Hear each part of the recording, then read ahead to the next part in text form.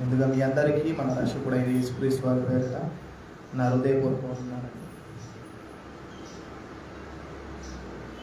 ఈరోజు మనము కొన్ని ఆత్మీయ సంగతులు ఏవేవి ఎలా జరిగించాలో అనేవి తెలుసుకోవడం చాలా ప్రాముఖ్యమైనది. ఎందుకంటే విషయాలు చాలా మర్మాలు కలిగిన సంగతులు తండ్రి అయిన దేవుడు ఇందులో రాయించి పెట్టు. ఏది ఏమైనాను సత్యం అనేది మనకు తెలియనప్పుడు ఒకలా ఉన్నాము, సత్యం ఎరిగిన తర్వాత అదే విధంగా ఉన్నాము అంటే ప్రయోజనం లేనిదిగానే ఉంటాం. అందుకే పౌలు గారు హెబ్రీయులకు రాసిన పత్రికలో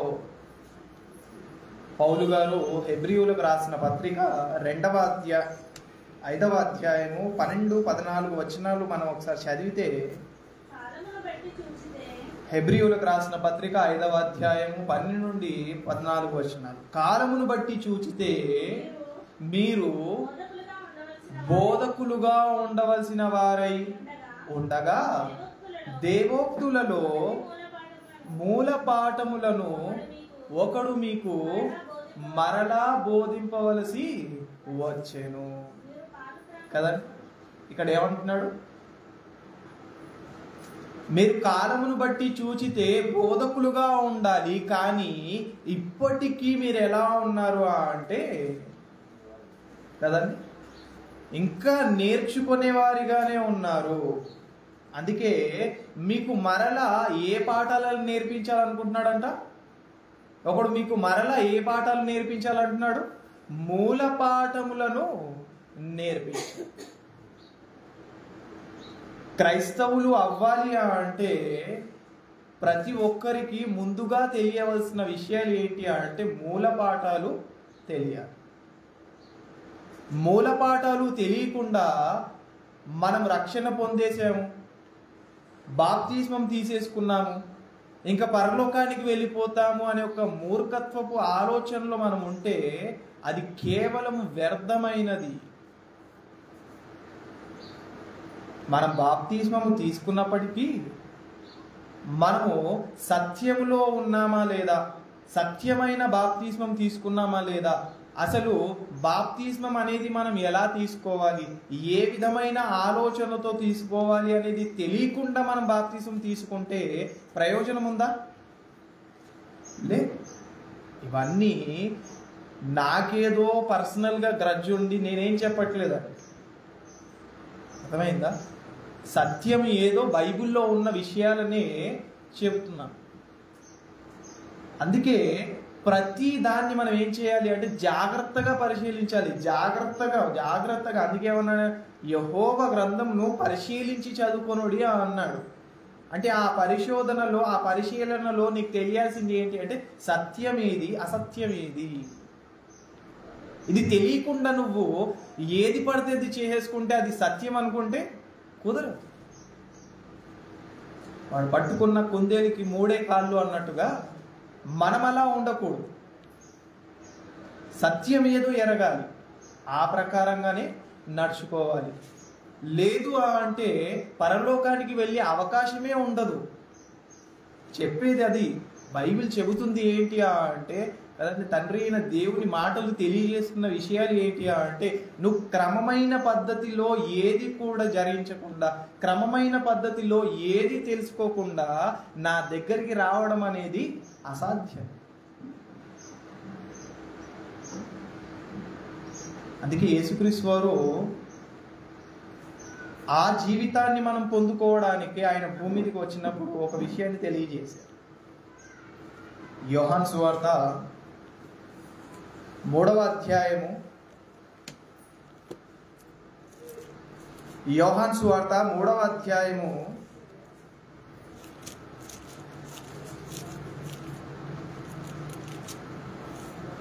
3వ వచనంలో ఒకసారి ఆ మాటను చదువుకున్నాం.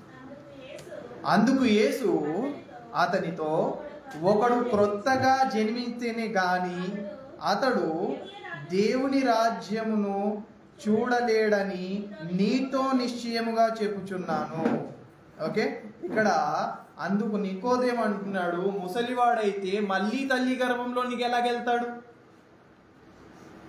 అంటే మానవ రీతిగా, మానవ ఆలోచన రీతిగా ఆయన మాట్లాడట్లేదు, అక్కడ ఆత్మీయ సంగతినే తెలియజేస్తున్నాడు. అందుకు 5వ వచనంలో చెప్తున్నారు యేసుక్రీస్తు వారు, యేసు ఇట్లా నేను ఒకడు నీతి మూలముగాను ఆత్మ మూలముగాను జన్మించితేనే గాని దేవుని రాజ్యములో ప్రవేశింపలేడని మీతో నిశ్చయముగా చెప్పుచున్నాను. ఇప్పుడు మనకు సత్యం ఎంత ఎరిగిందో అనేది మనకు ఒక ప్రశ్న ఎదురయ్యింది. ఏంటండి? ఒక ప్రశ్న ఎదురైంది. ఏంటి అంటే, ఒకడు నీతి మూలముగాను ఆత్మ మూలముగాను జన్మిస్తే కానీ ఎక్కడికి ప్రవేశించలేడంట? ఎక్కడికి? దేవుని రాజ్యంలోనికి ప్రవేశింపలేడు. ఓకేనా? ఇప్పుడు నేను మీకు అడుగుతున్న ప్రశ్న, ఇక్కడ దేవుని రాజ్యం అంటే ఏది? ఎగ్జాక్ట్లీ ఏంటి? సంఘము. పరలోకం కాదు. పరలోకానికి వెళ్ళడం సెకండరీ, పరలోకానికి వెళ్ళడము తర్వాత భాగం. కానీ మొట్టమొదటిగా ఎందులోనికి ప్రవేశించాలి? మనము సంఘంలోనికి ప్రవేశించాలి. మరి ఆ సంఘం ఏదై ఉండాలి? ఆ సంఘము ఏదై ఉండాలి? ఇదంతా మనకు తెలియాలి అంటే క్రమమైన విధానంలోనే ఆలోచించాలి. ఏ సంఘంలో చేర్చబడాలి, ఏ సంఘంలో మనం బాప్తిసం తీసుకోవాలి, ఏ సంఘంలో మనము అర్హతను సంపాదించుకోవాలి. తీసుకున్న తర్వాత చనిపోయాడు, పరలోకానికి వెళ్ళిపోతాడా? నీకంటూ ఒక క్రియ అనేది ఆయన ఇచ్చాడు, నీకంటూ ఒక పద్ధతిని ఆయన చెప్పాడు. ఆ మాటకు వస్తే బాప్తిస్మానికి ముందు నువ్వు చేయవలసిన కర్తవ్యాలు కూడా ఉన్నాయి. బాప్తిస్మానికి ముందు మనం తీసుకోవాల్సిన నిర్ణయాలు కొన్ని ఉన్నాయి. బాప్తిస్మానికి ముందు మనం వినవలసిన మాటలు అనేకంగా ఉన్నాయి. ఈ మాట నేను ఎందుకు చెబుతున్నాను అంటే, అపోస్తులైన బోధ ఏదైతే ఉందో ఆ బోధ ఆ విధంగానే జరిగింది. వారు అలాగే బోధించారు. వారు ఏ విధంగా అయితే బోధించారో ఆ విధమైన బోధ మనకు తెలియకుండా మనము మన ఇష్టానుసారంగా తీసుకోవడం అనేది పద్ధతి కాదు. బైబిల్లో ఎన్ని బాప్తిస్మాలు ఉన్నాయండి? బైబిల్లో ఎన్ని బాప్తిస్మాలు ఉన్నాయి? ఆదికాండం నుండి ప్రకటన గ్రంథం వరకు. ఇప్పుడు ఏం తెలుసుకుంటున్నాం మనము? బాప్తిస్మం మనము తీసుకోలేదు. ఇదంతా నేను ఎందుకు చెబుతున్నానంటే, సత్యం అనేది మీరు ఎరగాలి. నేను తెలుసుకున్న సత్యం ఎంతైతే ఉందో ఆ విషయం మీకు తెలియాలి. ఎందుకంటే మీ నిమిత్తమైన భారం మా మీద మోపబడి ఉంది. మీరు అసత్యంలోనికి వెళ్ళిపోతున్నారు, క్రమమైన పద్ధతిలో లేరు అంటే ఇక్కడ చెప్పేవారు ఏంటి? క్రమంగా లేరు కాబట్టి కదండి. 50% మీదైతే 50% మాదై ఉంటుంది ఇక్కడ బాధ్యత. మేము సత్యం బోధించలేదంటే మీకు సత్యం తెలియదు. అది క్రమమైన విధానంలో మనం తెలుసుకోవాలి. అది తెలియకుండానే మనం బాప్తిసం తీసుకున్నామంటే అది బాప్తిస్మమే కాదు అంటున్నాడు ఆయన. క్రమంగా మనం ఆలోచిస్తే బైబిల్లో 5 బాప్తిస్మాలు ఇచ్చారు. ఏంటి? ఎన్ని ఇచ్చారు? 5 బాప్తిస్మాలు. అన్నీ కూడా వివరణంగా మనం తెలుసుకోవాలి అంటే మాటపూర్వకంగానే చూపిస్తాను. ఏది కూడా నేను నా సొంత, ఎందుకంటే మీ ఆత్మను రక్షించే శక్తి గల వాక్యాన్ని మీరు ఏ విధంగా స్వీకరించాలి? సాత్వికంతో స్వీకరించాలి. అంతకుముందు విన్నది ఇప్పుడు వినేది వేరుగా ఉంది అంటే వ్యత్యాసం ఉంటుంది. ఎందుకంటే అప్పుడు మీరు పరిపూర్ణమైన జ్ఞానంతో మీరు తెలుసుకోలేదు. పరిపూర్ణమైన జ్ఞానం వచ్చినప్పుడు దాన్ని ఏ విధంగా అయితే మీరు ఆలోచించాలో ఆ విధంగానే ఆలోచించాలి. త్వరగా మనము ఆలోచిద్దాం. ఆ ఒక్క అవగాహన మనకు లేదు అనుకోండి, ఏ బాప్తిస్మ ఎలాంటిదో అర్థం కాదు. అందుకే ఆయన వీటిని అన్నిటినీ కలగజేస్తున్నప్పుడు ఒక విషయాన్ని మాట్లాడాడు. హెబ్రీయులకు రాసిన పత్రిక 1వ అధ్యాయం 2వ వచనంలో మనము విభజించడానికి, మనం కరెక్ట్గా ఆలోచించడానికి ఒక ఆలోచనను కలగజేసే మాట ఇది. పూర్వకాలమందు నానా సమయములలోను నానా విధములుగాను ప్రవక్తల ద్వారా మన పితరులతో మాట్లాడిన దేవుడు ఈ దినముల అంతమందు కుమారుని ద్వారా మనతో మాట్లాడెను. ఆయన ఆ కుమారునికి సమస్తమును వారసునిగా నియమించెను. ఆయన ద్వారా ఏంటి యుగములు అంటే యుగములుగా ఆయన విభజన చేశాడు. ఒక్కొక్క యుగంలో ఒక్కొక్క రీతిగా ఆయన ఏమయ్యాడు, పరిచయం అయ్యాడు. ఒక్కొక్క రీతిగా ఆయన జ్ఞానాన్ని తెలియజేసుకుంటూ వచ్చాడు. కానీ ధర్మశాస్త్రం ఎప్పుడు వచ్చిందండి? ఆదం గారికి ఇచ్చేసాడు ఆయన? లేదు. ఎవరికి ఇచ్చాడు? ఇశ్రాయేలీయులకు. అంటే ఎప్పుడైతే మోషే గారు వచ్చారో అప్పుడు ఆయన నుండి ధర్మశాస్త్రం అనేది మొదలైంది. మరి అంతకుముందు ఆయన ఆజ్ఞలు ఏ విధంగా ఉన్నాయి? కేవలం మాట చేతనే ఉన్నాయి కదా. ఇప్పుడు ఏ ఏ యుగాలలో ఏ ఏ విధాలుగా ఆయన బాప్తిజం ఇచ్చాడు అనేది మనకు క్లియర్గా తెలియాలి. అందులో యుగాలు అన్నాడు కదా. నానా సమయంలోనూ నానా విధములుగా ప్రవక్తల ద్వారా మన పితరులతో మాట్లాడిన దేవుడు అంటే ఏంటి? ఆయన తనకు తాను పరిచయం చేసుకున్నాడు. ఆయన సత్యాన్ని ప్రజలకు తెలియజేశాడు అన్న దాని గురించి ఆయన ఏమంటున్నాడు? యుగాలు అని మాట్లాడుతున్నాడు. అంటే ఇప్పుడు ఎన్ని యుగాలు అనేవి మనం ఆలోచిస్తే కదండి, ఆదం గారు మొదలుకొని మోషే గారి వరకు ఆజ్ఞలు ఎలా ఉన్నాయి? ఆదం గారు మొదలుకొని మోషే గారు వచ్చేంత వరకు ఆజ్ఞలు ఎలా ఉన్నాయి? కేవలం మాటపూర్వకంగానే మీరు ఇలా నడుచుకోవాలి, ఇలా చేయాలి, ఈ విధంగా ఉండాలి అనే విషయాన్ని తెలియజేశాడు. అంటే ఇదేంటి? ఇదొక యుగం. దాన్నే పితరుల యుగం అంటారు. ఏమంటారు? పితరుల యుగం. ఇప్పుడు మోషే గారి నుండి, మోషే గారి ద్వారానే కదండి, అక్కడి నుండి ఆ కాలం నుండే కదండి ధర్మశాస్త్రం అనేది మొదలైంది. అది కూడా లిఖితపూర్వకమైన ఆజ్ఞలు ఎప్పుడు ఇచ్చాడు ఆయన? మోషే గారి కాలం నుండే. అంటే మోషే గారి ద్వారానే అవన్నీ మొదలయ్యాయి. అదంతా కూడా ఇప్పుడు యేసుక్రీస్తు వారు వచ్చేంత వరకు ఆ యుగానికి ఆయన పెట్టిన పేరేంటి అంటే ప్రవక్తల యుగము. ఏంటి? ప్రవక్తల యుగము. అంతకు ముందు పితరులదైతే ఆ తర్వాత ఉన్నదేంటి? ప్రవక్తలు. ఇప్పుడు క్రీస్తు వచ్చిన తర్వాత క్రీస్తు రెండవ రాకడ వరకు ఏ యుగం ఉంటుంది? క్రీస్తు యుగమే ఉంటుంది. ఆలోచిస్తే ఆ మాటలకు పెద్దగా ఉన్నది, పితరులకు పెద్దగా ఉన్నది ఎవరు అంటే నోహావు గారు, అబ్రహాం గారు కదండి. ఇలా ఎందరో ఉన్నారు. ఇప్పుడు పితరుల యుగము, ప్రవక్తల యుగము. ఇప్పుడు ఏ యుగం ఇది? క్రీస్తు యుగం. మనం ఉన్న యుగం ఏది?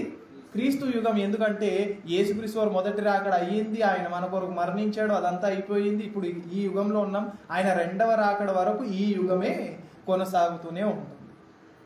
నానా విధాలుగా నానా సంగతులను ఆయన తెలియజేశాడు. ప్రవక్తల ద్వారా, భక్తుల ద్వారా అన్ని విషయాలు తెలియజేశాడు. అయితే ఇప్పుడు మొదటి యుగంలో ఆయన ఏ విధంగా వారిని రక్షించాడు? పితరుల యుగము, ప్రవక్తల యుగము, క్రీస్తు యుగం. ఇప్పుడు ఆ మొదటి యుగం ఏదైతే ఉందో ఆయన అందులో ఏ విధంగా వారిని రక్షించాడు? పేతురు గారు రాసిన మొదటి పత్రిక, పేతురు గారు రాసిన మొదటి పత్రిక 3వ అధ్యాయము 19 నుండి 20 వచనాలు. పేతురు గారు రాసిన మొదటి పత్రిక రాసుకునే వారు చాలా ప్రశాంతంగా రాసుకోండి. నేనైతే ప్రశాంతంగా చెప్తాను. ఎందుకంటే ఈ సత్యం తెలియకుండా మీరు ఎన్ని సత్యాలు తెలుసుకున్న ప్రయోజనం లేకుండానే ఉంటుంది. ఓకే. పేతురు శాంతము ఇంకను కనిపెట్టుచుండినప్పుడు పూర్వము నోహావు దినములలో ఓడ సిద్ధపరిచి ఉండగా అవిధేయులైన వారి యొద్దకు అనగా చెరలో ఉన్న ఆత్మల యొద్దకు ఆయన ఆత్మరూపిగానే వెళ్ళి వారికి ప్రకటించెను. ఆ తర్వాత ఆ ఓడలో కొందరు అనగా 8 మంది నీటి ద్వారా రక్షణ పొందిరి. ఏమయ్యారండి? రక్షణ పొందారు కదా. ఆయన ఏం చేశాడు? నీటి ద్వారా. వారు అక్కడే దేని ద్వారా రక్షింపబడ్డారు? నీటి ద్వారా రక్షింపబడ్డారు. ఇది ఎవరి యుగం? ఇది పాపంలో నుండి విడుదల చేయడానికి, అతిక్రమాలు చేసిన ఆ క్రియలన్నిటిలో నుండి విడుదల చేయడానికి ఆయన ఒక ఓడను కట్టమన్నాడు. ఆ ఓడ కట్టిన తర్వాత ఆ జలప్రలయం ద్వారా వారందరినీ ఏం చేశాడు? ఆయన ఆ నీటి ద్వారా వారందరినీ రక్షించాడు. రెండవ యుగం ఏముంది మనకు? రెండో యుగం ఏమన్నాను నేను? ప్రవక్తల యుగం. ఇవన్నీ మూల పాఠాలండి. ఇవి గుర్తు లేకుండా, ఇవి జ్ఞాపకంలో లేకపోతే ఏ విషయం కూడా మీకు అర్థం కాదు. ఓకే, కొరింథీయులకు రాసిన మొదటి పత్రిక 10వ అధ్యాయం 2వ వచనంలో అందరూ మోషేను బట్టి మేఘములలోను సముద్రములోను బాప్తిస్మము పొందిరి కదండి. ఏ విధంగా పొందారు వాళ్ళు? మేఘము ద్వారా అలాగే సముద్రము ద్వారా వారు బాప్తిస్మాన్ని పొందారు. అంటే రెండవ బాప్తిస్మం వాళ్ళు ఏ విధంగా పొందారు? సముద్రము ద్వారా అలాగే మేఘాల ద్వారా. ఇప్పుడు ఏ యుగంలో ఉన్న బాప్తిస్మం ఇది?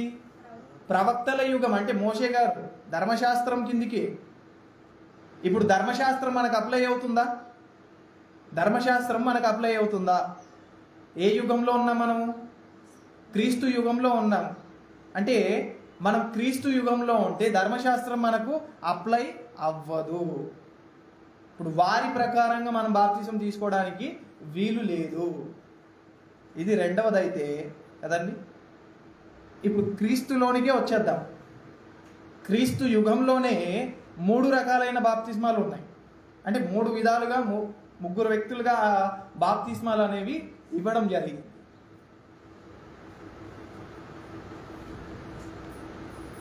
అదే బాప్తిసం ఇచ్చు యోహాను గారు ఇచ్చిన బాప్తిసం. మత్తయి సువార్త 3వ అధ్యాయం, మత్తయి సువార్త 3వ అధ్యాయము 3వ వచనం నుండి మొదటి వచనం నుండి చదివిన నోపావు. ఆ దినముల యందు బాప్తిస్మమిచ్చు యోహాను వచ్చి పరలోక రాజ్యము సమీపించి ఉన్నది, మారు మనసు పొందుడని యూదయ అరణ్యములో ప్రకటించుచుండెను. ప్రభు మార్గము సిద్ధపరచుడి, ఆయన త్రోవను సరళము చేయుడి, అరణ్యములో కేకలు వేయు ఒక శబ్దము అని ప్రవక్త అయిన యెషయా. ఇప్పుడు ఇది ఎన్నో బాప్తిస్మం మనకు? 3వ బాప్తిస్మం. మొదటి బాప్తిస్మం ఏది? నోహా గారి ద్వారా ఆ కాలంలో నీటి ద్వారా ఇవ్వబడింది. రెండవ బాప్తిస్మం మోషే గారి కాలంలో సముద్రం ద్వారా అలాగే మేఘముల ద్వారా ఇవ్వబడింది. ఇప్పుడు 3వ బాప్తిస్మము కదండి, మారు మనసు నిమిత్తం మీరు ఇది తీసుకోవాలి. పరలోక రాజ్యం సమీపిస్తుంది, మీరు మారు మనసు పొందండి, మారు మనసు పొందండి అని ఈ విధమైన బాప్తిస్మం ఆయన ఇస్తున్నాడు. ఓకేనా అండి? ఆ తర్వాత యేసుక్రీస్తు వారు ఇచ్చిన బాప్తిస్మం కూడా ఉంది. యేసుక్రీస్తు వారు ఇచ్చిన బాప్తిస్మం ఏదైతే ఉందో అది కూడా మనము అప్లై చేసుకోవచ్చా? అది కూడా మనం కౌంట్లోకి తీసుకోవచ్చా? ఇప్పుడు యోహాన్ గారు బాప్తిస్మం ఇచ్చారు. ఏ యుగంలో ఇచ్చారు ఆయన? యేసుక్రీస్తు వారి యుగంలోనే ఉన్నాడు ఆయన.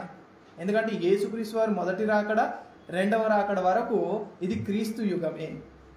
ఇప్పుడు ఈ యుగంలోనే ఒక బాప్తిజం అయ్యింది, బాప్తిజం ఇచ్చి యోహాన్. ఇప్పుడు రెండవ బాప్తిజం అదే యుగంలో క్రీస్తు యుగంలోనే యేసుక్రీస్తు వారు కూడా బాప్తిజం ఇచ్చారు.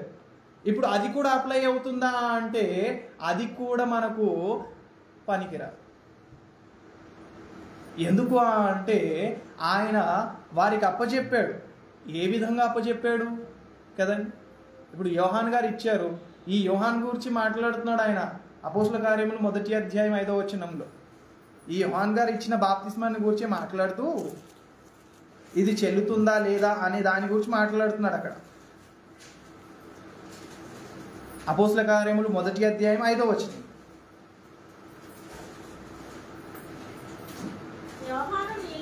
యోహాను నీళ్లతో బాప్తిస్మం ఇచ్చెను గాని కొద్ది దినములలోగా మీరు పరిశుద్ధాత్మలో బాప్తిస్మము పొందెదరు కదండి. ఇప్పుడు యోహాన్ గారు ఏ విధమైన బాప్తిజం ఇచ్చారు? నీళ్లతోనే బాప్తిజం ఇచ్చారు. మారు మనసు పొందండి, నీటి ద్వారా రక్షణ పొందండి అన్నట్టుగానే ఇచ్చారు. అంటే ఇప్పుడు ఆ విధమైన బాప్తిస్మం మనకు చెల్లుతుందా? చెల్లదు. మరి ఏ విధమైన బాప్తిసం చెల్లుతుంది? ఇక్కడ యేసుక్రీస్తు వారు చెబుతున్న బాప్తిస్మమే చెల్లుతుంది. అలాగని యేసుక్రీస్తు వారు ఇచ్చింది చెల్లదా అంటే అది కూడా చెల్లదు. ఎందుకంటే అప్పటికి పరిశుద్ధాత్మ దేవుడు రాలేదు. మరి పరిశుద్ధాత్మ దేవుడు ఎప్పుడు వస్తాడు? నేను వెళితేనే కానీ అతను రాడన్నాడు. యేసుక్రీస్తు వారు ఏమన్నారు?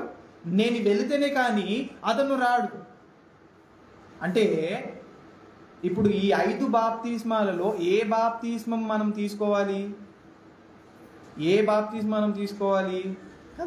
ఈ బాప్తిస్మం, యేసుక్రీస్తు వారు చెబుతున్న బాప్తిస్మం, అపోస్తలులకు తెలియజేస్తున్న బాప్తిస్మం ఏంటి అంటే ఇదిగో యోహాను ద్వారా మీరు ఇంతకాలం ఏమయ్యారు? బాప్తిస్మము పొందారు. కానీ కొద్ది దినములలోగా మీరు ఏమవుతారు? పరిశుద్ధాత్మలో బాప్తిస్మం పొందుతారు. ఇప్పుడు యోహాను సువార్త 3వ అధ్యాయము 5వ వచనంలో ఆయన చెప్పిన మాట ఏంటి? అక్కడ ఒకడు నీటి మూలముగాను ఆత్మ మూలముగాను జన్మిస్తేనే గాని దేవుని రాజ్యములోనికి ప్రవేశింపలేడు. అంటే ఇప్పుడు మనం తీసుకోవాల్సిన బాప్తిస్మం ఏది? మనకంటూ ఆయన నిర్ణయించిన బాప్తిస్మం ఏది? అపోస్తలులకు అప్పజెప్పిన ఆ బాప్తిస్మమే మనం తీసుకోవాలి కదండి. నీటి ద్వారా తీసుకోవడము, చిలకరింపు బాప్తిస్మము, జెండా కింది నుండి వెళ్ళడము, ఇది కాదు బాప్తిస్మం అంటే. ఏ బాప్తిస్మం తీసుకోవాలి మనము? నీటి మూలముగాను ఆత్మ మూలముగాను, అదే ఏది? పరిశుద్ధాత్మ ద్వారా పొందవలసిన బాప్తిస్మాన్ని మనం పొందాలి. అయితే ఇప్పుడు బాప్తిస్మము తీసుకున్న తర్వాత మనకు పరిశుద్ధాత్మ దేవుడు వస్తాడా? అంతకు ముందే పరిశుద్ధాత్మ దేవుడు వస్తాడా? బాప్తిస్మం తీసుకుంటేనే పరిశుద్ధాత్మ దేవుడు వస్తాడు. ఇప్పుడు ప్రశ్న ఏంటి అంటే బాప్తిస్మం మనం ఎందుకు తీసుకోవాలి? ఏంటండి? మనము బాప్తిస్మం ఎందుకు తీసుకోవాలి? పరిశుద్ధాత్మను పొందడానికి. దానికి ముందు చేయాల్సింది ఏంటి అసలు? మెయిన్ పాయింట్ మర్చిపోతున్నారు. మీరు అక్కడే తిరుగుతున్నారు కానీ అక్కడ రావట్లేదు. చూసుకుందాం. అదే అపోస్తలుల కార్యం 2వ అధ్యాయం. బాప్తిస్మం అనేది ఎందుకు తీసుకోవాలి అనే రీజన్ చెప్తున్నాడు ఆయన. ఒకటే మాట. 38వ వచనం, 2వ అధ్యాయం అపోస్తలుల కార్యములు 38వ వచనం. పేతురు మీరు మారు మనసు పొంది పాప క్షమాపణ నిమిత్తము ప్రతివాడు యేసుక్రీస్తు నామమున బాప్తిస్మము పొందుడి. ఏమంటున్నాడు ఇక్కడ? దేనికోసం తీసుకోవాలంట బాప్తిస్మము? పాప క్షమాపణ నిమిత్తం తీసుకోవాలి. ఒకడంటాడు నాకు పెళ్లి చేసుకోవాలని నేను బాప్తిజం తీసుకుంటున్నాను అంటాడు. ఒకడంటాడు నేను ఇదిగో సమాధి నాకంటూ ఒక స్థలం ఉండాలి కాబట్టి నేను బాప్తిజం తీసుకోవాలి అంటాడు. ఒకడంటాడు నేను ఇదిగో ఫారెన్లోకి వెళ్ళాలి కదా అందుకు నేను బాప్తిజం తీసుకోవాలి అంటాడు. అంటే ఇప్పుడు రీజన్ ఏంటో అనేది మర్చిపోయారు. రీజన్ ఏంటో పక్కన పెట్టేశారు. కానీ వాస్తవానికి సత్యం అనేది ఏం చెప్తుంది అక్కడ? ఎందుకు తీసుకోవాలంట బాప్తిజం? మనము పాప క్షమాపణ నిమిత్తం బాప్తిజం తీసుకోవాలి. పరలోకానికి వెళ్ళడం సెకండరీ, పరలోకానికి వెళ్ళడము తర్వాత భాగం. కానీ నువ్వు బాప్తిస్మమే ఎందుకు తీసుకోవాలి అంటే, ఈ విధమైన బాప్తిస్మమే నువ్వు ఎందుకు తీసుకోవాలి అంటే పాప క్షమాపణ నిమిత్తం నువ్వు తీసుకోవాలి. నీకు పాప క్షమాపణే అవసరం లేదు. వెళ్ళి ఆ నీటిలో మునుగుతానంటే నువ్వు ఏ రకమైన బాప్తిజం తీసుకున్నావు? నువ్వు యోహాన్ గారు ఇచ్చింది కదండి ఆ బాప్తిజం తీసుకున్నావు అంటే నీటి మూలంగానే తీసుకున్నావు. నువ్వు ఆత్మ మూలంగా తీసుకోలేదు. ఎందుకు? నువ్వు ఒప్పుకోలేదు. అక్కడ ఒప్పుకోవాల్సినది ఒప్పుకోలేదు, తీసుకోవాల్సిన నిర్ణయాలు తీసుకోలేదు. ఏది చేయకుండా బాప్తిస్మం తీసుకుంటే ప్రయోజనం ఉందా? కదండి. ఏం లేకున్నప్పుడు, ఏం తెలియనప్పుడు మనం బాప్తిస్మం తీసుకోవడం అనేది వ్యర్థమైనది. ఇంతకుముందు మీకు సత్యం తెలియదు కదండి, కానీ ఇప్పుడు సత్యం తెలిసినప్పుడు అలా ఉండడం తప్పు. మరి బాప్తిసం ఎందులో తీసుకోవాలి? ఏ సంఘంలో తీసుకోవాలి? ఇప్పుడు ఏ సంఘంలో చేర్చబడ్డానికి మీరు బాప్తిసం తీసుకుంటున్నారో మాట చెప్పండి. ఏ సంఘంలో చేర్చబడ్డానికి?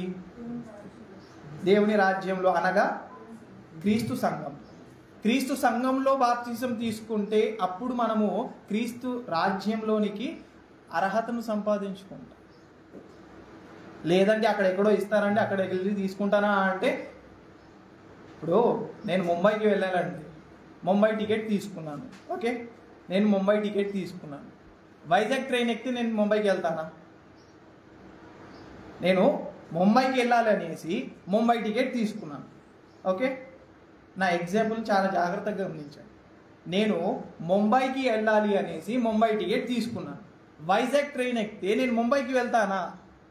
వెళ్ళలేను. ఇప్పుడు క్రీస్తు రాజ్యంలో ఉండాలి అనేసి నేను నిర్ణయించుకున్నప్పుడు క్రీస్తు రాజ్యంలో బాప్తిసం తీసుకోకపోతే ఏ రాజ్యంలో ఉంటాను నేను? అర్థమైందా? నా పాయింట్ అర్థమైందండి? నేను క్రీస్తు రాజ్యంలో ఉండాలి, ఆయన సంఘంలో నేను సభ్యుడిగా ఉండాలి, ఆయన శరీర భాగంగా నేను ఉండాలి అనేసి నువ్వు కోరుకున్నప్పుడు నువ్వు ఏ సంఘంలో బాప్తిసం తీసుకోవాలి? క్రీస్తు సంఘంలోనే బాప్తిసం తీసుకోవాలి. ఎందుకంటే ముంబైకి వెళ్ళే టికెట్ వైజాగ్కి పనికిరాదు. అందుకు నువ్వేం చేయాలి? క్రీస్తు సంఘంలోనే బాప్తిసం తీసుకోవాలి. ఎందుకంటే అపోస్తలులు ఏ మార్గంలో నడిచారండి? క్రీస్తు మార్గంలో నడిచారు. వారు ఎవరి గూర్చి బోధించారు? క్రీస్తుని గూర్చి బోధించారు. వారందరూ ఏ రాజ్యంలో ఉన్నారు?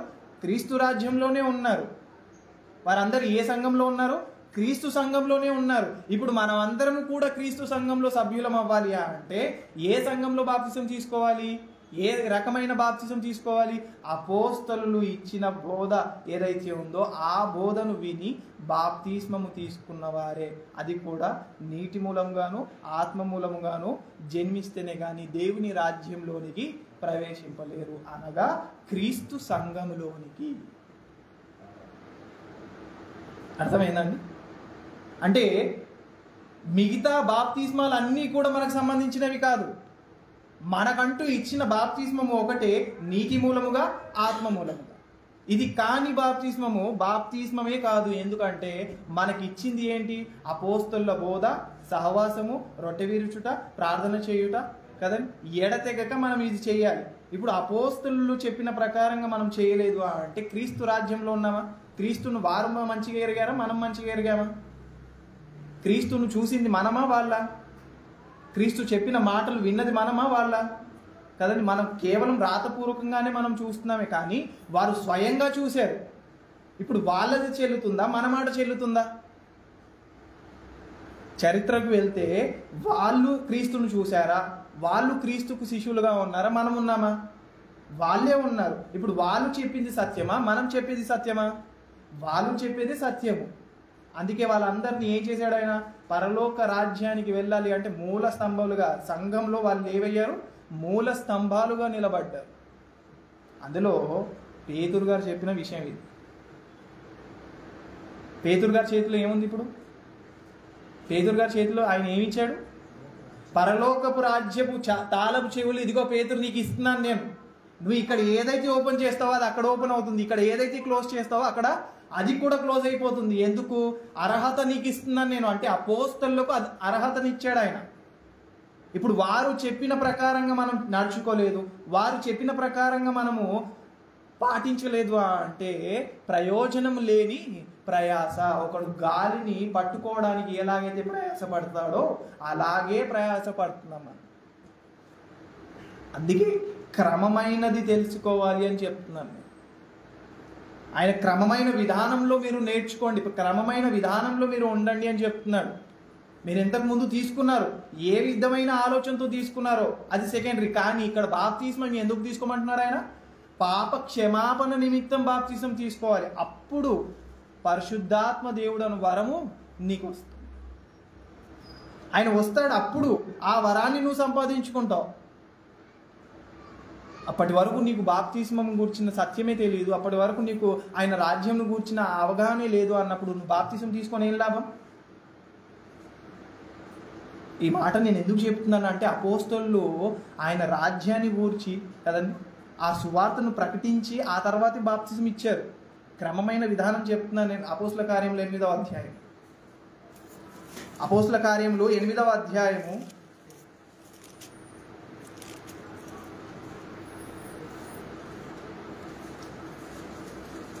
12వ వచనం.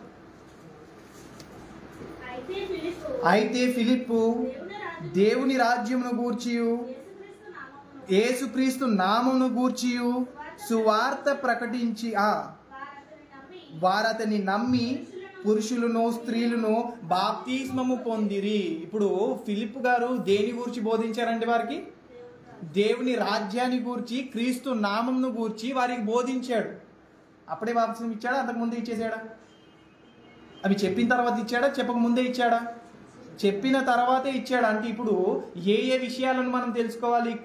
అక్కడ సువార్త అంటున్నాడు చూడండి. సువార్త ప్రకటించి అంటే సువార్తలో, రక్షణ సువార్తలో ఎన్ని భాగాలు ఉన్నాయి మనకు? దేని గూర్చి ఉన్నాడు అక్కడ? ఫిలిప్పు దేవుని రాజ్యమును గూర్చియు క్రీస్తు నామమును గూర్చియు వారికి సువార్త ప్రకటించి కదండి. ఏ సువార్త ఇది? రక్షణ సువార్త. వారిని రక్షించడానికే కదండి వారు వెళ్ళారు. దేవుని రాజ్యమును గూర్చియు క్రీస్తు నామమును గూర్చియు సువార్త ప్రకటించుచుండగా కదండి. ఏం చేస్తున్నాడు? దేని గురించి ప్రకటిస్తున్నాడు ఆయన? సువార్త. అంటే ఏ సువార్తను బోధిస్తున్నాడు ఆయన? సువార్త, రక్షణ సువార్త. ఇప్పుడు ఆ రక్షణ సువార్తలో ఎన్ని భాగాలు ఉన్నాయి? ఎన్ని భాగాలు ఉన్నాయండి? అక్కడ ఏ ఏ పేర్లు ఉన్నాయి మనకు? దేవుని రాజ్యము, క్రీస్తు నామము. ఎన్ని భాగాలు ఉన్నాయండి? 2 భాగాలు ఉన్నాయి. అంటే రక్షించే ముందు, ఒక వ్యక్తిని మనము రక్షించే ముందు దేని గురించి ప్రకటించాలి? దేవుని రాజ్యాన్ని గూర్చి ప్రకటించాలి, క్రీస్తు నామాన్ని గూర్చి ప్రకటించాలి. ఒకవేళ ఇవి వినకుండా మీరు బాప్తిజం తీసుకున్నారా, ఆ బాప్తిజం చెల్లనిది. ఎందుకంటే ఫిలిప్ గారు ఎవరండి? ఫిలిప్ గారు ఎవరు? యేసుక్రీస్తు వారి శిష్యుడు, అపోస్తలుడు. కన్ఫర్మేషన్కి ఆ పేరు చూసుకుందామా? 1వ అధ్యాయం. వాళ్ళు ఉన్నారో లేదో ఏదో మీరు కల్పించి చెప్పేస్తున్నారు అన్నట్టుగా మీరు ఆలోచించకుండా మీకంటూ ఒక క్లారిటీ ఉండాలి. 1వ అధ్యాయం 13వ వచనం నుండి శిష్యుల పేర్లు అన్ని చెప్తున్నాడండి అక్కడ.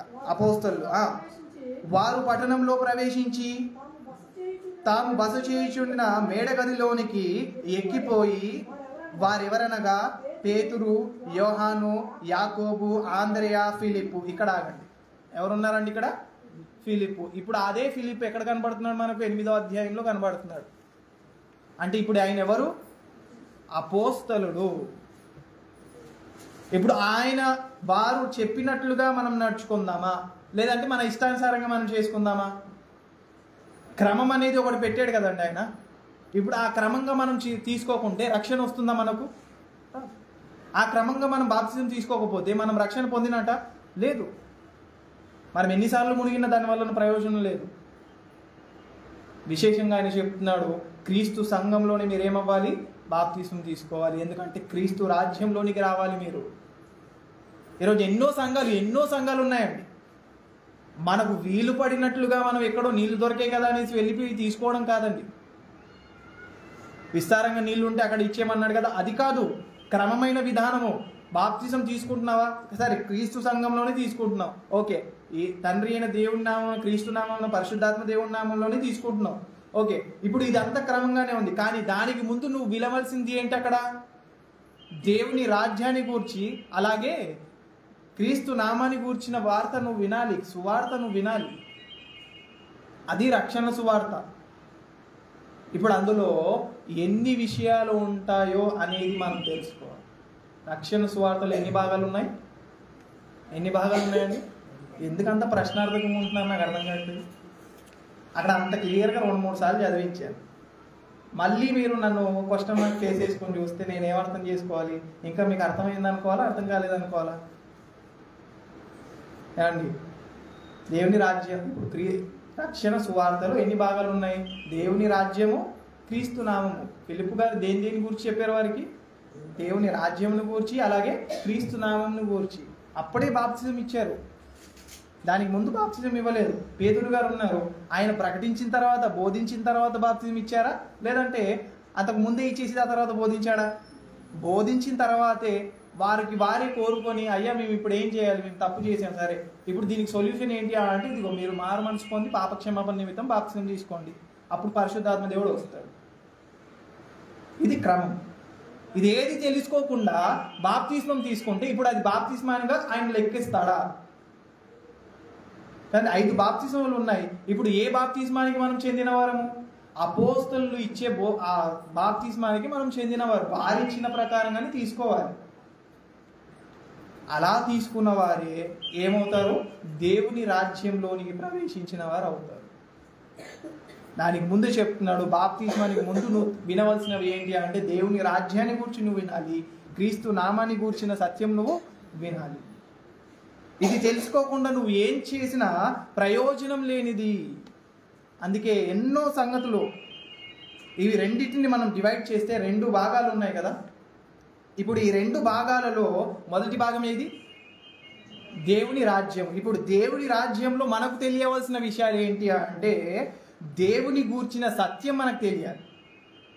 దేవుని రాజ్యంలో ఉండే సంగతులు ఏంటి అంటే దేవుని గూర్చిన సత్యం మనకు తెలియాలి, క్రీస్తును గూర్చిన సత్యం మనకు తెలియాలి, పరిశుద్ధాత్మ దేవుని గూర్చిన సత్యం మనకు తెలియాలి, దేవదూతలు గూర్చిన సత్యం మనకు తెలియాలి, దేవుని సంకల్పం తెలియాలి, అలాగే మనుషులు గూర్చిన సత్యం మనకు తెలియాలి, ఇంకా మానవుల పతనం ఏదైతే ఉందో దాని గురించి మనకు తెలియాలి, మనుషులందరి కొరకు దేవుని పథకం ఏదో కూడా మనకు తెలియాలి. పథకం అంటే ఏంటండి కదా, మన కొరకు చేయడం, ప్రణాళిక, పథకం. ఇప్పుడు ఆ పథకం అనేది మనకు తెలియకుండానే కదా, ఇప్పుడు ఈ విమోచన, ఇందులో నుండి విమోచన మనం పొందుకోగలమా? ఈ పాపపు ఊబిలో నుండి మనం బయటపడగలమా? ఎందుకు బయటపడలేము? మళ్ళీ ఎందుకు అదే తప్పు చేస్తాము? మళ్ళీ బాప్తిజం తీసుకున్న తర్వాత అదే అతిక్రమం ఎందుకు చేస్తాము అంటే ఆ సత్యం మనకు తెలియదు కాబట్టి. కిందటి వారంలోనే కదండి బాప్తిజం ఇచ్చాం, ఇప్పుడు మళ్ళీ రాలేదంటే ఏంటి? ఇవన్నీ వారు వినలేదు కదండి. ఇది వారు వినలేకే వారు ఏమయ్యారు? రాలేదు. అందుకే మనం ఏం చేయాలి?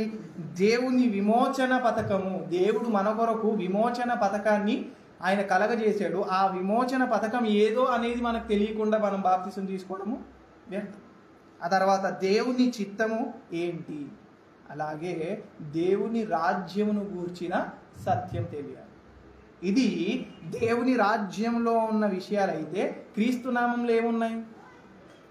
క్రీస్తు జననం గురించి తెలియాలి, క్రీస్తు మరణం గురించి తెలియాలి, క్రీస్తు సమాధి గురించి తెలియాలి, క్రీస్తు పునరుద్ధానంను గురించి తెలియాలి, అలాగే బాప్తిస్మాని గూర్చిన సత్యం మీకు తెలియాలి, క్రొత్త జన్మ అనే దాని గురించి తెలియాలి, క్రొత్త నిబంధన గురించి తెలియాలి, సంఘమును గూర్చి, అది కూడా క్రీస్తు సంఘమును గూర్చి తెలియాలి, ఆరాధన గురించి తెలియాలి, ఇంకా ఆత్మీయతలో ఎలా ఎదగాలి అనే విషయాలు తెలియాలి. ఇవన్నీ కూడా క్రీస్తు నామంలో ఉన్నాయి. రక్షణ సువార్త ఎన్ని భాగాలు? 2 భాగాలు. ఇప్పుడు 2 భాగాలలో ఇన్ని పాఠాలు ఉన్నాయి. అది కూడా ఎప్పుడు వినాలి? ఇవి ఎప్పుడు? బాప్తిస్మానికి ముందే వినాలి. రూల్స్ అండ్ రెగ్యులేషన్స్ తెలియకుండా మనం అందులోనికి దూరిపోయి అన్ని చేసేస్తామంటే అవుతుందా? ఇప్పుడు మనకు డ్రైవింగ్ రాదండి కదా, డ్రైవింగ్ రాకుండానే మనం బండి కొనేయగలమా? బండి కొనాలంటే ఏం చేయాలి? ఫస్ట్ డ్రైవింగ్ నేర్చుకోవాలి. అందులో రూల్స్ ఉంటాయి, ఆ రూల్స్ ప్రకారం మనం నడపాలి. రైట్కి తిరుగుతున్నామా, రైట్ ఇండికేటర్ వేయాలి, లెఫ్ట్కి తిరుగుతున్నామా, లెఫ్ట్ ఇండికేటర్ వేయాలి కదండి, ఆగుతున్నామా, హారన్ కొట్టి బ్రేక్ వేయాలి. ఇవన్నీ ఏంటి? రూల్స్. అందులో విశేషంగా ఇంకో పాయింట్ ఏంటి అంటే నీకు లైసెన్స్ లేకుండా నువ్వు బండి నడప. ఇదంతా ఏంటి? ఒక క్రమము. ప్రతిదానికి మనం క్రమం పెట్టుకున్నప్పుడు కదండి, దేవుని రాజ్యంలోనికి వెళ్ళాలంటే క్రమం అవసరం లేదంటారా? దేవుని రాజ్యంలోనికి ప్రవేశించాలి అంటే క్రమం అవసరం లేదంటారా? అవసరం. ఖచ్చితంగా మనము అది పాటించాలి. అందుకే ఈ విషయాలు తెలుసుకోకుండా మీరు బాప్తిసం తీసుకుని ఉంటే ఆ బాప్తిస్మం ఏంటి? వ్యర్థమైంది. మీరు ఎవరైనా బాప్తిసం తీసుకోవాలి అని అనుకుంటే కదండి, ముందుగానే చెబితే ఈ విషయాలన్నిటిని బోధించేవాళ్ళం. కిందటి వారంలోనే అంకుల్ గారు ఇలా నేను చెప్పాలనుకుంటున్నాను, పైకి వస్తున్నాను, అప్పుడు చెప్పారు బాప్తిసం గురించి అనే విషయాన్ని చెప్పండి. ఇప్పుడు ఇన్ని పాఠాలు ఎలా చెప్పగలనేనండి? ఒక అరగంటలో నేను ఎలా చెప్పాలి చెప్పండి? ఇన్ని పాఠాలు ఉన్నాయి, ఇవన్నీ నేను అరగంటలో ఎలా చెప్పాలి కదా? ఇప్పటి వరకు మీరు విన్న సంగతులు ఇంతకుముందు ఎప్పుడైనా విన్నారా? ఇప్పుడు విన్న సంగతులు ఇంతకు ముందు ఎప్పుడైనా విన్నారా? వినలేదు. అంటే ఏంటి? ఈ సత్యం ఏదో తెలియకుండానే ఏమయ్యారు? బాప్తిసం తీసుకున్నారు. అంటే ప్రయోజనకరమైందా? నేను చెప్పదలంచిన ఉద్దేశం ఏంటి అంటే సత్యం ఏదో ఎరగాలి. సత్యం ఏదో తెలియకుండానే మనం అందులోనికి వెళ్ళిపోవడము జరగని పని. అందుకే ఇప్పుడు ఆ దేవుని రాజ్యాన్ని గూర్చి, దేవదూతల గురించి, దేవదూతలు వారి గురించి మనకి ఏం తెలుసండి? దేవదూతలు ఏం చేస్తారు, అసలు దేవదూతలు ఎలా ఉంటారు కదా, ఇవన్నీ తెలియాలి మనకు. ఆరాధనలో 5 భాగాలు ఉంటాయి కదా. ఇప్పుడు ఆ 5 భాగాలు ఎలా చేయాలి? ఆత్మీయ రక్షణ, మనము రక్షణ పొందుకున్నాము, ఆత్మీయతలో మనం ఎదగాలి. ఈ విషయాలు మనకు తెలుసా కదండి? వస్తున్నాము, ఆరాధిస్తున్నాము, వెళ్ళిపోతున్నాం. ఇది ఏమాత్రం కూడా ప్రయోజనం లేదంట. నేను ఎన్నిసార్లు చెప్పాను ఇప్పటికి. మనం ఇలా చేస్తే ప్రయోజనం లేని ఆరాధన, ఇది వ్యర్థమైన ఆరాధన. అందుకే నేను మీకు విన్నపం చేసుకుంటున్నది ఏంటి అంటే, సత్యం ఏదో ఎరిగి బాప్తిసం తీసుకోండి. తీసుకున్న వారే అయినా కానీ అది చెల్లంది అయినప్పుడు ఏం చేయగలం కదండి? ఇప్పుడు మనము ఒరిజినల్ ఆధార్ కార్డు పెట్టాలి. అక్కడ ఏం చేయాలి? ఒరిజినల్ ఆధార్ కార్డు పెట్టాలి. జిరాక్స్ తీసుకొని వెళ్ళామనుకోండి, అప్పుడు ఏమంటాడు అతను? లేదు, ఒరిజినల్ తీసుకొని రా. చాలాసార్లు నేనే ఫేస్ చేసేది.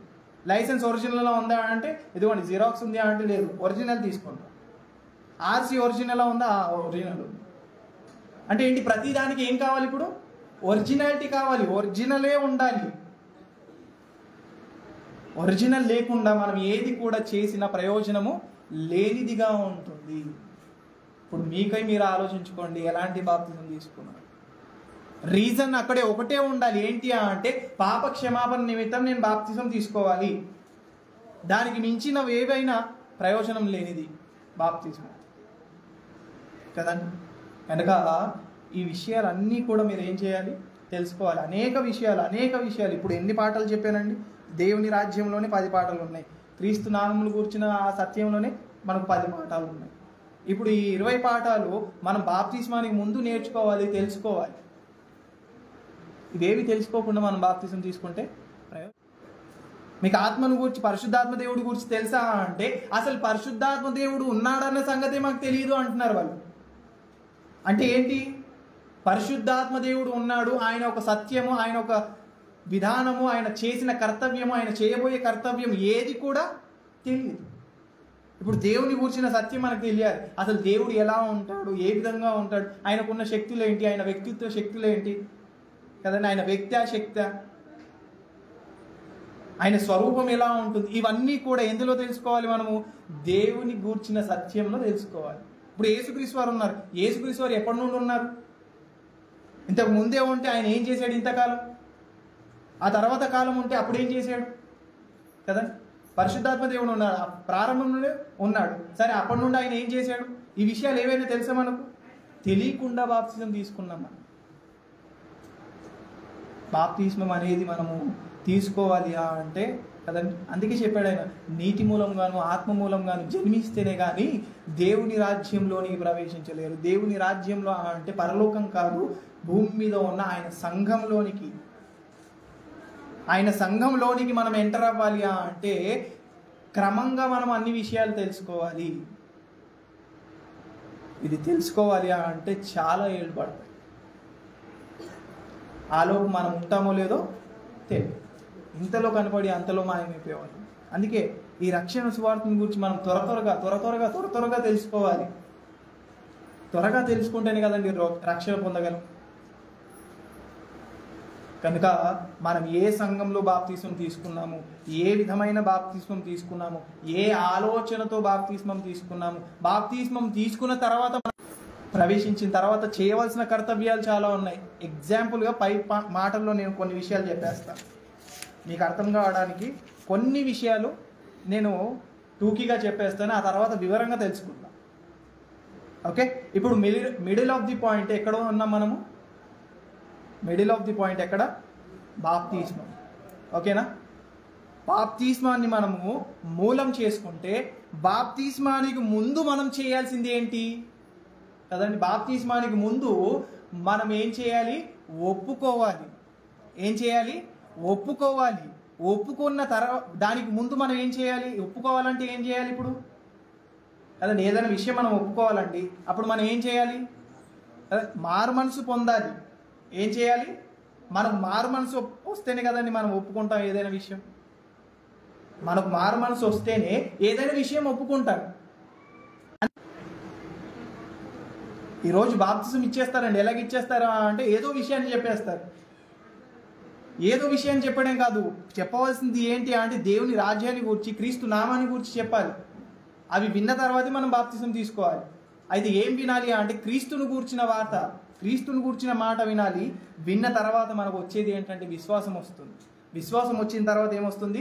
మారు మనసు అనేది వస్తుంది. మారు మనసు వస్తేనే అప్పుడు మనం ఏం చేస్తాము? అన్నిటినీ ఒప్పుకుంటాం. ఒప్పుకున్న తర్వాత మనం ఏం చేస్తాము?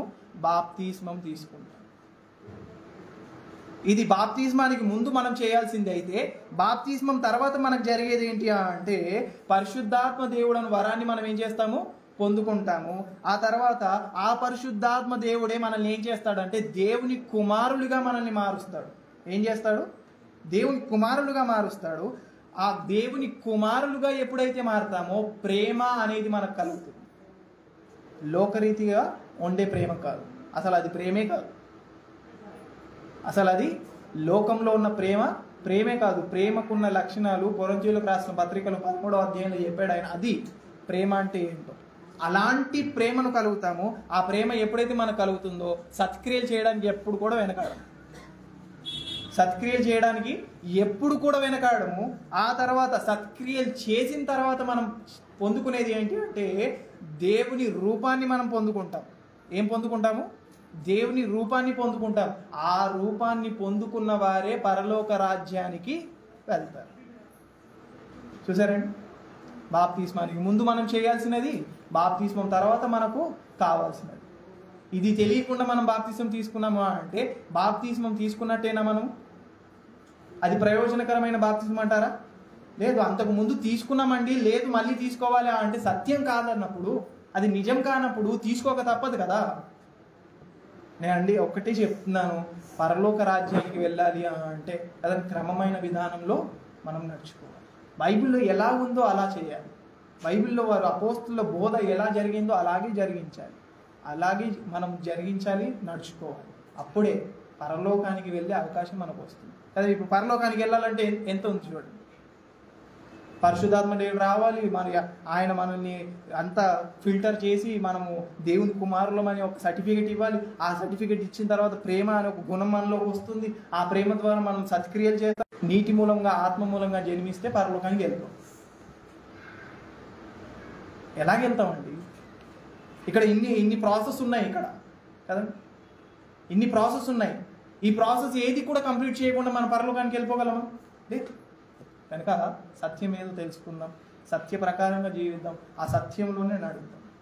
అప్పుడు సర్వసత్యంలోనికి ఎంటర్ అయ్యే అవకాశం మనకు వస్తుంది. సర్వసత్యంలోనికి ఎప్పుడు ఎంటర్ అవుతాం మనం? బాప్తిజం తీసుకున్న తర్వాత ముందేనా? తీసుకున్న తర్వాత వెళ్తామా లేదంటే ముందే వెళ్తామా? తీసుకున్న తర్వాతే వెళ్తాము. అప్పటి వరకు మనం ఏంటి? ఇంకా సత్యంలోనే ఉన్నాం. సర్వసత్యంలో ఉన్నవారు పరలోకానికి వెళ్తారా? లేదంటే ఇప్పుడు సత్యాన్ని ఎరిగిన వారి పరలోకానికి వెళ్తారా? బాప్తిస్మానికి ముందు క్రీస్తు పని చేస్తే బాప్తిస్మం తర్వాత ఎవరు పని చేస్తున్నారు? పరిశుద్ధాత్మ దేవుడు. ఇవి వారి కర్తవ్యాలు. ఇవేవి తెలుసుకోకుండా మనం బాప్తిస్మం తీసుకున్నామంటే అది ప్రయోజనం లేని బాప్తిస్మం.